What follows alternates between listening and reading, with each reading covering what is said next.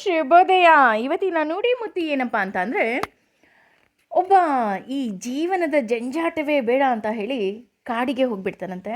ಅಲ್ಲೊಂದು ಆಶ್ರಮವನ್ನು ಕಟ್ಕೊಂಡು ನೆಮ್ಮದಿಯ ಜೀವನವನ್ನು ಬಾಳ್ತಾ ಇರ್ತಾನಂತೆ. ಆದರೆ ಅವನು ಆ ರೀತಿ ಆಶ್ರಮದಲ್ಲಿ ಇದ್ದು ಅವನು ಕಾಡಿನಲ್ಲಿ ಓಡಾಡಬೇಕಾದ್ರೆ ಒಂದು ನಾಯಿ ಅವನಿಗೆ ಹಿಂಬಾಲಿಸ್ಕೊಂಡು ಬರುತ್ತಂತೆ. ನೋಡಿ, ಇಲ್ಲಿ ಯಾವುದೂ ಬೇಡ ಅಂತ ಹೋದವನು ಇದ್ದಕ್ಕಿದ್ದ ಹಾಗೆ ನಾಯಿಯ ಮೋಹದಲ್ಲಿ ಸಿಲುಕ್ತಾನೆ.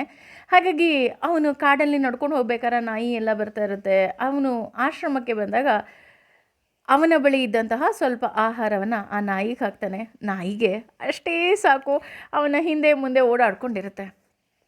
ಒಂದಿನ ಹೀಗೆ ಕಾಡಲ್ಲಿ ಹೋಗಬೇಕಾದ್ರೆ ಆ ನಾಯಿ ಹೆದರಿ ಅವನ ಹಿಂದೆ ಔಸಿಟ್ಕೊಳ್ಳುತ್ತೆ. ಏನಾಯ್ತಪ್ಪ ಅಂತ ನೋಡೋಷ್ಟೊತ್ತಿಗೆ ಚಿರತೆ ಒಂದು ಪ್ರತ್ಯಕ್ಷ ಆಗತ್ತಂತೆ. ಆಗ ಅಯ್ಯೋ, ಈ ನಾಯಿ ಚಿರತೆಗೆ ಹೆದರ್ಕೊಳುತ್ತಾ ಅಂತ ಹೇಳಿ ಆ ನಾಯಿಯನ್ನು ಅವನ ಮಂತ್ರಶಕ್ತಿಯಿಂದ ಹುಲಿಯನ್ನಾಗಿ ಮಾಡ್ತಾನಂತ. ಹುಲಿ ಅಲ್ವಾ, ಖುಷಿಯಾಗಿ ಓಡಾಡ್ಕೊಂಡಿರುತ್ತೆ. ಹೀಗೆ ಇನ್ನೊಂದು ದಿನ ಕಾಡಿನಲ್ಲಿ ಹೋಗ್ಬೇಕಾದ್ರೆ ಮತ್ತೆ ಹೆದರಿ ಹಿಂದೆ ಬರುತ್ತೆ. ನೋಡಿದ್ರೆ ಒಂದು ದೊಡ್ಡ ಆನೆ. ಆ ಆನೆಯನ್ನು ಹೆದರಿಸೋದಕ್ಕೆ ಅವನು ಆ ಹುಲಿಯನ್ನು ಸಿಂಹವನ್ನಾಗಿ ಮಾಡ್ತಾನೆ. ಆ ಸಿಂಹವನ್ನು ನೋಡಿ ಆ ಸಲಗ ಓಡಿ ಹೋಗುತ್ತೆ. ಸಿಂಹ ಅಂದಮೇಲೆ ಕಾಡಿನ ರಾಜ, ಅದು ನೆಮ್ಮದಿಯಾಗಿ ಬಾಳ್ತಾ ಇರುತ್ತೆ. ಆದರೆ ಇದ್ದಕ್ಕಿದ್ದ ಹಾಗೆ ಒಂದು ದಿನ ಆ ಸಿಂಹದ ಮುಂದೆ ವೃಷಭ ಬಂದ್ಬಿಡುತ್ತಂತೆ. ವೃಷಭ ಅನ್ನೋದು ಕೇವಲ ಕಾಲ್ಪನಿಕ ಪ್ರಾಣಿ. ಹುಲಿಯ ಥರ ಇರುತ್ತೆ, ರೆಕ್ಕೆ ಇರುತ್ತೆ, 8 ಕಾಲಿರುತ್ತೆ. ಈ ರೀತಿಯಾದಂತಹ ವಿಚಿತ್ರವಾದ ದೈತ್ಯಾಕಾರದ ಪ್ರಾಣಿ. ಆ ಸನ್ಯಾಸಿ ಏನು ಮಾಡ್ತಾನೆ, ಈ ಸಿಂಹವನ್ನು ದೊಡ್ಡ ವೃಷಭವನ್ನಾಗಿ ಮಾರ್ಪಡಿಸ್ಬಿಡ್ತಾನೆ. ಇದು ಕೂಗಿದ ತಕ್ಷಣ ಆ ವೃಷಭ ಹೆದರ್ಕೊಂಡು ಹೋಗ್ಬಿಡುತ್ತಂತೆ. ಆ ವೃಷಭಕ್ಕೆ ಒಂದು ಯೋಚನೆ ಬರುತ್ತೆ, ಅಯ್ಯೋ, ಈಗ ನಾನೇ ಎಲ್ಲರಿಗಿಂತ ದೊಡ್ಡ ಪ್ರಾಣಿ, ಇನ್ಯಾವುದೂ ದೊಡ್ಡ ಪ್ರಾಣಿ ಇರೋದಕ್ಕೆ ಸಾಧ್ಯನೇ ಇಲ್ಲ. ಆದರೆ ಈ ಸಾಧು ಮತ್ತೆ ಯಾವುದೋ ಒಂದು ಮಂತ್ರಶಕ್ತಿಯಿಂದ ಇನ್ಯಾವುದೋ ಒಂದು ಜೀವಿಯನ್ನು ದೊಡ್ಡ ಪ್ರಾಣಿ ಮಾಡೋದಕ್ಕಿಂತ ಮುಂಚೆ ಈ ಸನ್ಯಾಸಿಯನ್ನೇ ಕೊಂದು ಬಿಡಬೇಕು ಅಂತ ಏನು ಮಾಡುತ್ತೆ, ಆ ವೃಷಭ ಸನ್ಯಾಸಿಯ ಮೇಲೆ ಹಾರತ್ತಂತೆ. ಆಗ ಸನ್ಯಾಸಿ ತನ್ನ ಮಂತ್ರಶಕ್ತಿಯಿಂದ ಮತ್ತೆ ಅದನ್ನು ನಾಯಿಯನ್ನಾಗಿ ಮಾಡಿಬಿಡುತ್ತಂತೆ.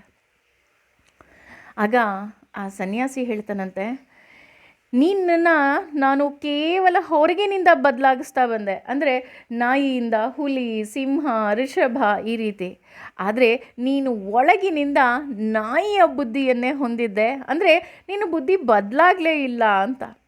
ಇದರ ಅರ್ಥ ಏನಪ್ಪ ಅಂತ ಅಂದರೆ, ನಾವು ಹೊರ ರೂಪದಿಂದ ಅಥವಾ ಜನರನ್ನು ನಾವು ಬಾಹ್ಯದಿಂದ ನಾವು ಅವರು ಹೇಗೆ ಅಂತ ಹೇಳಿ ಕೆಲವೊಮ್ಮೆ ತೀರ್ಮಾನಕ್ಕೆ ಬಂದುಬಿಡ್ತೀವಿ.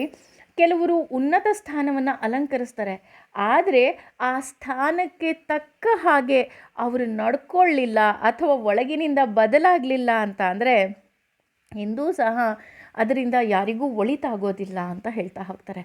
ಹಾಗಾಗಿ ನಾವು ಭಕ್ತರು ಅಂತ ಹೇಳ್ಕೋಬೇಕಾದ್ರೆ ಕೇವಲ ಹೊರಗಿನಿಂದ ಅಲಂಕಾರವನ್ನು, ಅಂದರೆ ಗಂಧವನ್ನು ಹಚ್ಕೊಳ್ಳೋದು ಅಥವಾ ಹಾರವನ್ನು ಇಟ್ಕೊಳ್ಳೋದು, ಜಪಮಾಲೆಯನ್ನು ಹಿಡ್ಕೊಳ್ಳೋದು, ಇದಷ್ಟೇ ಭಕ್ತನ ಲಕ್ಷಣವಲ್ಲ.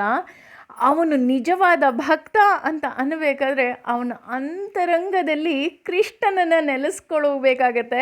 ಆ ಕೃಷ್ಣ ಅವನನ್ನು ಉದ್ಧಾರ ಮಾಡ್ತಾ ಹೋಗ್ತಾನೆ. ಕೇವಲ ಗಂಧದಿಂದಲೋ ಜಪದಿಂದನೋ ಜಪಮಾಲೆಯಿಂದಲೋ ಖಂಡಿತ ಒಳಿತಾಗೋದಿಲ್ಲ. ಹಾಗಾಗಿ ಇಲ್ಲಿ ಹೇಳ್ತಾ ಇರೋದು, ನಾನು ಉನ್ನತ ಸ್ಥಾನಕ್ಕೆ ಹೋದ ಹಾಗೆ, ನಾನು ಭಕ್ತ ಅಂದ ಹಾಗೆಲ್ಲ ನನ್ನ ಹೃದಯದ ಒಳಗೆ ನನ್ನ ಕೃಷ್ಣ ಆರಾಧಿಸಬೇಕು. ಒಮ್ಮೆ ಯೋಚನೆ ಮಾಡಿ. Thank you.